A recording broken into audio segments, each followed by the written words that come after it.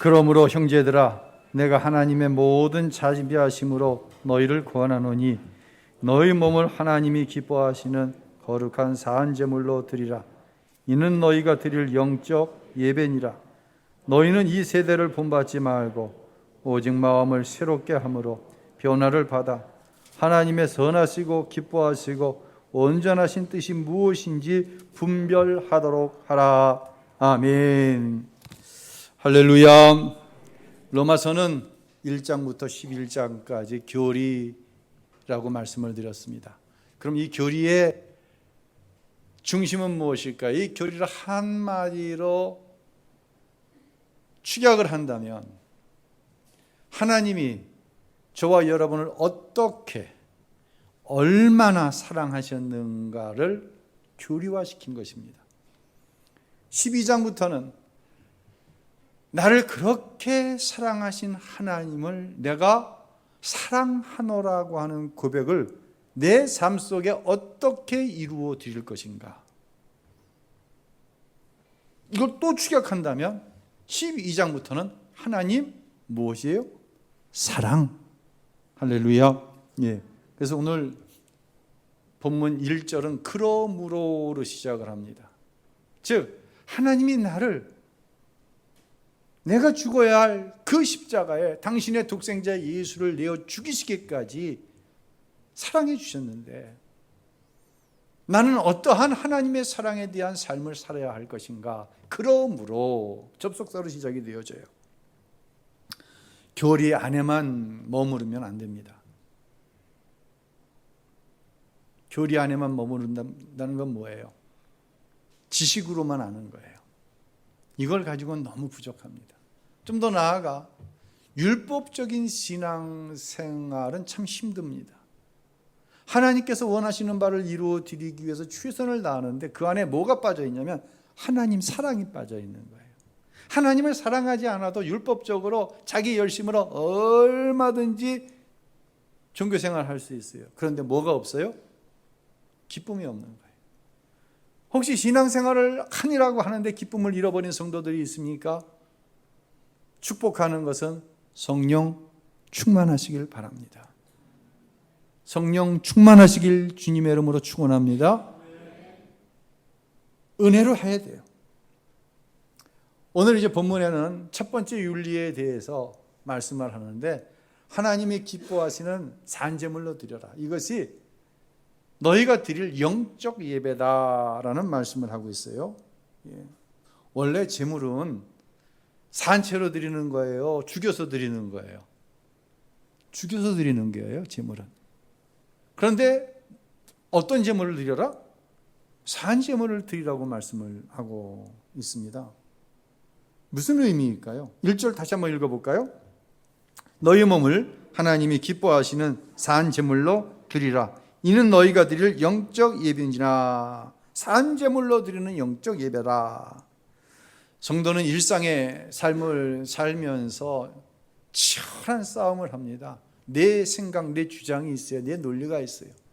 근데 하나님의 말씀을, 하나님께서 감동을 통해 주시는 하나님의 생각이 있어요. 이 생각 사이에서 누구를 죽이는 거예요? 내 생각을 죽이는 거예요. 다른 말로 나는 죽고 내 안에 누가 사시는 거예요? 그리스도께서 사시는 거예요. 아멘. 나는 십자가에 죽고 내가 그리스도와 함께 십자가에 못 박혔나니 그런즉 이제 내가 사는 것이 아니라 내 안에 누가 사신다고요? 그리스도께서 사시는 거예요. 이게 산 제물의 모습이에요. 그리고 세상으로 나아가 내가 드러나는 것이 아니라 인생 고백 첫 번째인 하나님께만 영광을 돌리는 그러한 산 제물로서의 삶이 바로 영적 예배다라고 이 말씀을 하고 있는 거예요. 참 이 말씀이요, 누군가에게는 쉽지만 누군가에게는 굉장히 어려워요. 아니 대부분 성도들에게는 어려운 말씀이에요. 왜요? 여러분은 마귀가 뿌려놓은 왜곡된 질서 가운데 살고 있어요. 분명히 이건 악이에요. 이건 불의예요. 그런데 대부분의 사람이 그 불의와 왜곡된 진리에 그냥 순응하면서 살아가요. 저와 여러분도 그냥 순응하면서 살아가요. 그런 세상의 원리 가운데 구별되어서 분별하여서 하나님이 기뻐하시는 삶을 살아라. 이것은 매우 어려운 거예요. 어려운 거 맞는 거예요. 제가 전에 심무하던 교회는 교회 마당 주차장 왼쪽에 큰 밤동산이 있어요. 또 여러 그루의 소나무가 심겨져 있습니다. 이렇게 태풍이 온다고 하는데 태풍이 오고 또 가을에 낙엽이 지고 바람이 불면 밤동산에서 낙엽이 스물스물 내려와 갖고 아래 배수로를 이제 막 가득 메워버려요. 배수로가 막아지면 여름에 큰 비가 왔을 때 물이 자연스럽게 밖으로 빠져나가야 되는데 배수로를 넘어가지고 교회 식당 쪽으로 막 물이 치고 들어옵니다. 그러면 보통 고생스러운 게 아니에요. 그래서 이제 주말이면 성도들이 교회 청소도 하고 밖에 마당 청소도 하면서 배수로에 있는 낙엽을 다 쓸어요. 처음엔 그걸 땅에다 묻어도 봤어요. 근데 나중엔 감당이 안 되는 거예요, 이게. 그래서 마대자루에다 담아갖고 쓰레기차가 오는 날 밖에 내어놓습니다. 처음에는 아무 얘기하지 않고 수거해 가더라고요. 얼마나 지났을까? 이걸 수거해 가지 않는 거예요. 왜 그러지? 하루는 누가 목상안을 두들겨서 나가 보니까 이 청소업체 직원분이 목사님 부탁드릴 게 있습니다. 생활 쓰레기는 어쩔 수 없어서 분리해 놓으시는 대로 가져가는데 이 낙엽은 우리가 감당이 안 됩니다. 교회 자체 내에서 해결해 주셨으면 좋겠습니다라고 아주 정중하게 부탁을 하는 거예요. 그도 그럴 것이 쓰레기차에 분량은 한계가 있는데 마을의 특성상 집집마다 낙엽이 나오죠. 농사 짓고 나서 그 쓰레기가 나오는데 이게 감당이 안 되겠구나라는 생각이 되더라고요. 그래서 하루는 마을에 사는 우리 권사님, 장로님께 제가 여쭤봤어요.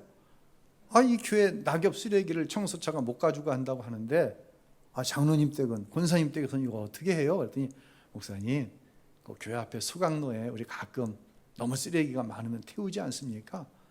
태워야 됩니다. 그거 가져가지 않습니다. 그래서 교회 앞에 있는 소각로를 대량으로 큰 소각로를 제작을 했어요, 따로. 그래서 가장 안전한 쪽에 놓고 그 낙엽을 태우기로 했어요. 그런데 이 낙엽을 태우는 게 눈치가 필요하고 기술이 필요해요. 무슨 얘기냐면요, 바람 많이 부는 날 태우면 큰일 나요.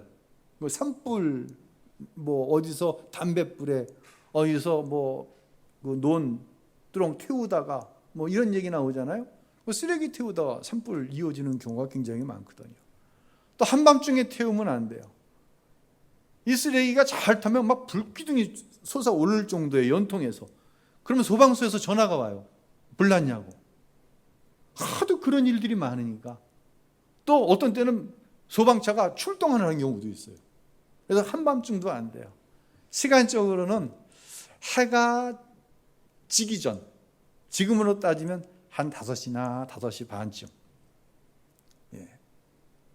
바람이 불지 않는 날, 비가 와도 안 되죠. 그럼 그 시간에 신자들이 맞춰서 나와 쓰레기를 태울 수 없으니까 이 쓰레기 태우는 일이 자연스럽게 제 일이 됐어요. 저희 쓰레기 태우다가 옷 많이 눌려 먹었네요. 그 집사람한테 구사리도 많이 먹었어요. 그날도 이제 이 낙엽 쓰레기를 태우고 있었어요. 한 10월 말쯤으로 기억을 하는데요. 승용차 한 대가 교회 주차장으로 들어오더니 젊은 사람 한 사람이 사진기를 들고 내려와서 쓰레기를 태우는 저를 연신 찍는 거예요.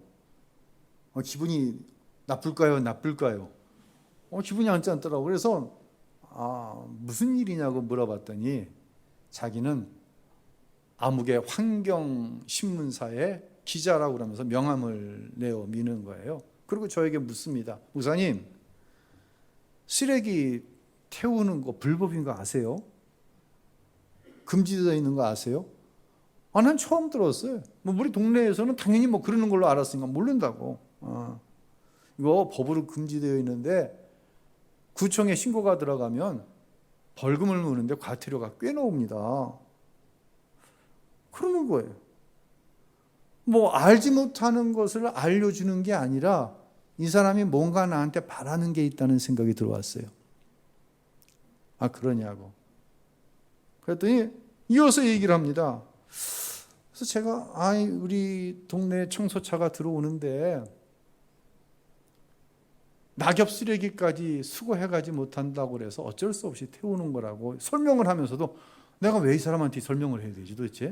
그런 생각이 들지만 어쨌든 설명을 했어요. 설명을 해서 어떻게 쓰든지 이 사람이 사진 찍어간 것을 무효화시켜야 되겠다는 마음이 제 안에 있는 거예요. 그랬더니 집요하게 얘기를 해요. 근데 뭔가 바라는데 내가 거기에 대한 응답이 없으니까 노골적으로 얘기합니다. 목사님, 담배값이나 주시고 끝내시죠.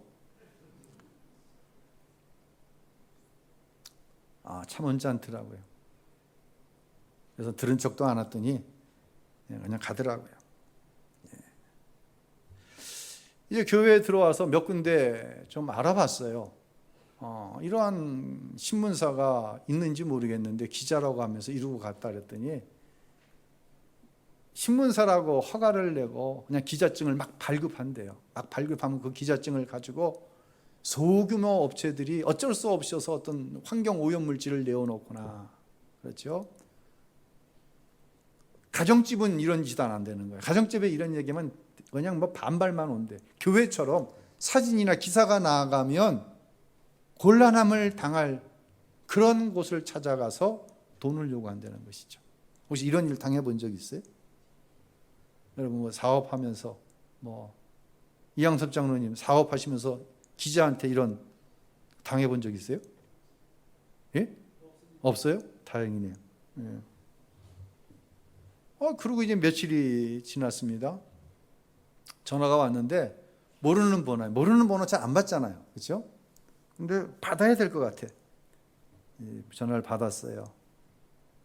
전화에서 나오는 소리가 얼마 전 교회에서 취재해간 어느 환경신문사의 편집장 아무개입니다. 자기 소개를 합니다. 그러면서 목사님 많이 놀라셨죠? 많이 불편하셨죠? 많이 좀 불편했다고 마음이. 그랬더니 목사님 염려하지 마십시오. 제가 어디에 있는 어느 교회 안수집사인데 목사님 데스크로 기사와 목사님 쓰레기 태우는 사진이 올라와서 기사화해 달라는 걸 제가 밀어놨습니다. 그래서 이거 기사 내지 않을 테니 안심하십시오. 마음에 부담을 드려서 죄송합니다. 이럴 때는 할렐루야 해야 되는 건가? 감사했어요. 근데 감사한 마음은 한 30%고 마음이 한 짠하고 답답한 거예요. 그러니까 안수집사라고 그러는데 저희 기사야 교회라고 그러니까 내렸지만 대부분 올리는 기사, 그것을 통해서 얻어들이는 수입, 이것이 하나님까지 찾을 필요 없고 일반적으로 생각할 때 합당하지 않잖아요. 여러분이 살아가는 세상이 이런 세상이잖아요. 이런 세상에서 여러분이 직장 생활을 하고 기업을 운영합니다. 때로는 신앙적인 양심에 걸리는지 알면서도 해야 되는 일이 있고 이건 너무 나갔다. 그럼에도 불구하고 어쩔 수 없이 그 일을 맡아 해야 될 일들이 여러분 안에 있을 거예요. 그런데 그런 여러분의 어려운 삶을 알지 못하고 여러분은 하나님의 사람입니다. 세상 나가서 죄 짓지 말고 세상과는 구별되게 살아야 합니다.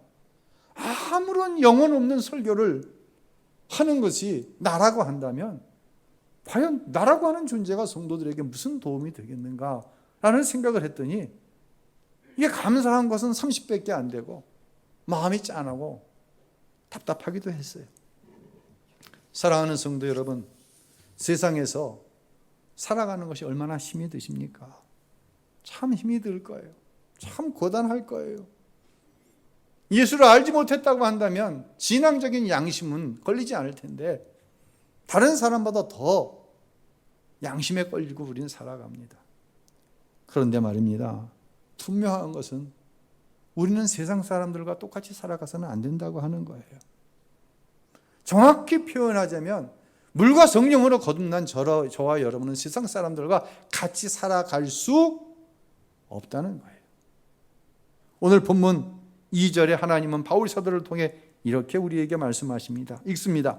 너희는 이 세대를 본받지 말고 오직 마음을 새롭게 함으로 변화를 받아 하나님의 선하시고 기뻐하시고 온전하신 뜻이 무엇인지 분별하도록 하라. 아멘. 그대로 놔둬보세요. 내 힘으로는 안 되는 거예요. 말씀을 드렸어요. 1장부터 11장까지 뭐예요? 하나님이 어떻게 얼마나 나를 사랑하시는가를 말씀드렸어요. 그 사랑이 내 안에 들어왔어요. 내가 하나님을 사랑하게 되었어요. 물과 성령으로 거듭나 하나님의 자녀 되어 하나님을 사랑하는 마음을 가지고 살아가는 거예요. 오늘 본문으로 표현된 말씀을 그대로 전하자면 마음을 새롭게 함으로 이미 우리는 변화를 받은 거예요. 받을 거예요. 변화를 받은 거예요. 보라! 이제 새 것이 될 거예요. 된 거예요. 새 것이 된 거예요. 저와 여러분은. 거듭난 하나님의 자녀는 그래서 성령의 인도하심을 받아야 되는 거예요. 내 의지, 내 결단 이것 갖고는 되지 않는 거예요. 이렇게 하나님의 선하신 인도하심을 구하며 성령의 인도하심으로 살아갈 때 우리는 어떤 고백을 하게 되느냐? 바로 그 고백이 두 주간에 이어서 드린 하나님께만 영광을 올려드리게 되고 정말 치열한 삶을 예수 안 믿는 사람보다 더 치열하게 살 수밖에 없지만 하나님의 선하신 인도하심이 나를 이곳에 이르게 했다고 하는 고백이 저와 여러분에게 있게 되는 줄로 믿으시기를 바랍니다. 그래서요, 거듭난 하나님의 자녀는 철저하게 기도와 하나님의 말씀으로 인도하심을 받아야 돼요.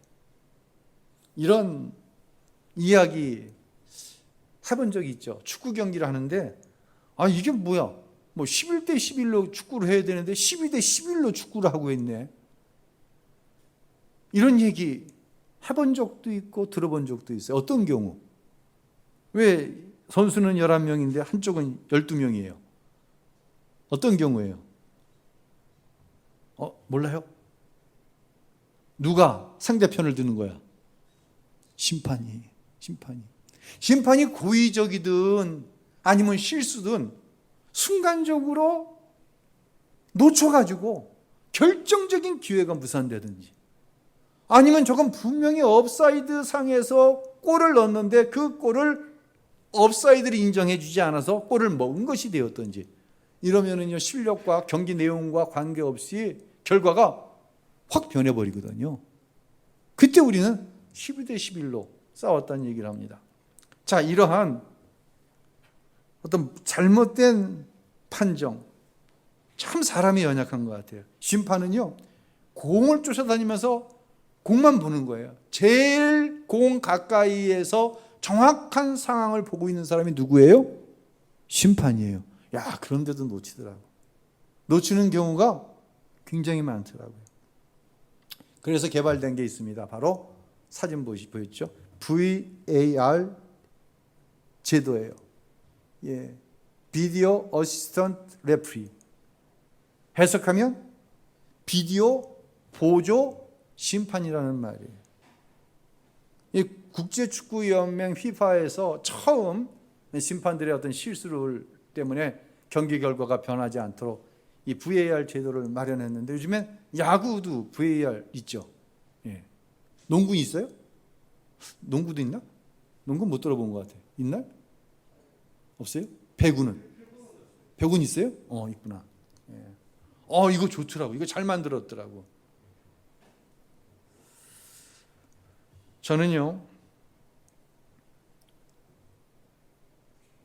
저의 가장 연약함이 세상에서 온다고 생각하지 않아요. 세상이 막 악하잖아요. 질서가 왜곡되어 있잖아요. 거듭난 크리스찬의 약함은 세상으로부터 온다고 생각하지 않아요. 우리가 세상을 힘들어해요. 근데 더 근본적으로 나를 힘들게 하는 것은 바로 나라고 하는 거예요. 나라 스스로라고 하는 존재예요. 자, 가장 가까이서도 심판이 못 봐요. 내 삶을 내가 정확하게 판단하는 것 같아요. 그렇다고 생각하십니까? 아니에요. 사람은요, 지극히 자기 중심이에요. 사람은 지극히 이기적이에요. 그래서 자기를 바로 보지 못하는 거예요. 그래서 누군가는 이해하고 누군가는 이해하지 않아요. 똑같은 문제도 내 자식의 문제면 이해해요. 남의 자식 문제 절대로 이해하지 않아요.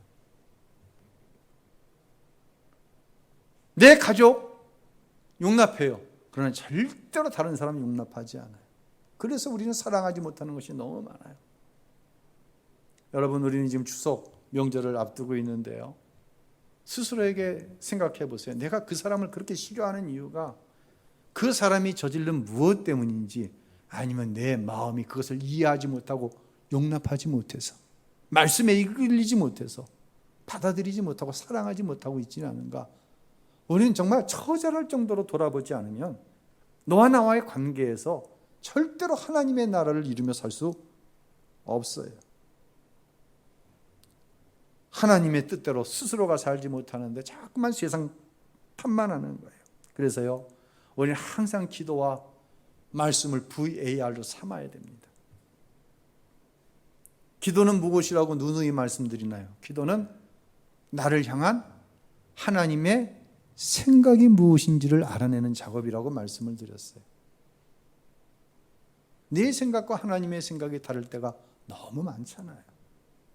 기도하지 않으면 여전히 내 생각이 옳은 거예요. 내 생각에 매여서 살아가는 거예요. 항상 기뻐하라고 그러는데 기쁨은 어디 가고, 범사에 감사하라고 그러는데 감사는 어디 가고, 쉬지 말고 기도하라고 그러는데 기도는 어디 갔는지 알 수가 없어요. 그 상황 때문이라고 얘기해요. 아니에요. 성경은 그렇게 이야기하지 않아요. 나 때문이에요. 하나님 말씀에 내 자신을 비춰봐야 돼요. 그래서 하나님의 말씀에 인도하심을 받아야 되는 거예요. 그러지 않고 여전히 죄들, 여전히 이기적이고 나 중심적인 생각에 인도하심을 받으면요, 하나님과의 관계는 뒤로 하고라도 너와 나와의 관계에서 결코 하나님이 주신 은혜와 축복을 누릴 수 없다는 거예요. 여러분, 이건 좀 자극적인, 제가 좀 타이틀을 써놨는데요. 하나님은 나에게 속지 않으세요. 절대로 하나님은 속지 않아요. 자식에게 속는 부모 있습니까? 속아주는 거예요. 사랑하니까, 자라나고 있으니까, 안 그럴 테니까.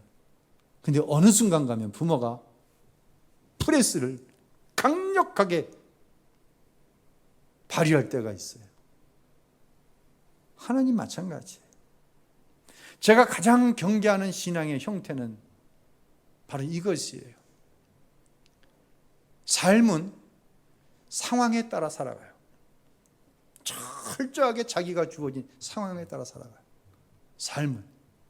근데 하나님 앞에 복은 100배, 60배, 30배로 달라는 거예요.